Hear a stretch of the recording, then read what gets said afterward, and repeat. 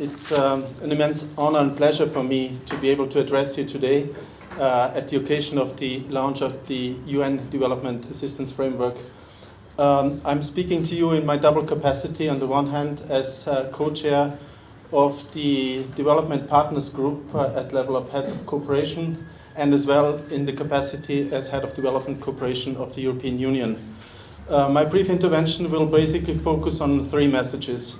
I wanted to say a few words on the relevance of this new UN Development Assistance Framework. Secondly, I would say a few words about what does this all mean for us as development partners. And thirdly, address a bit the aspect from the angle of the European Union. Let me first start by congratulating the United Nations and all its agencies and all its staff, and as well the government of Kenya, for having put together such a well-crafted and compelling framework.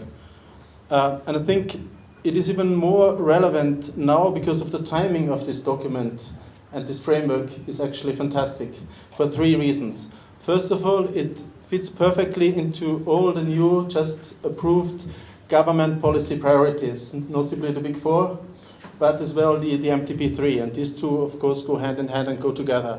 So buying in and aligning to such a policy and strategy put forward by the government comes perfect in terms of timing.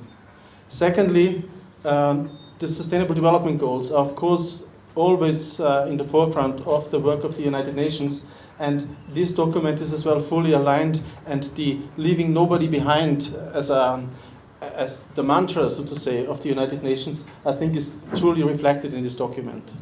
And thirdly, I think it is important as well to mention that the recently approved UN reform is truly reflected and goes hand in hand with this document, because this reform basically focuses on increased accountability, it focuses on more results in delivery, and it gives a strong role and presence of the resident coordinator.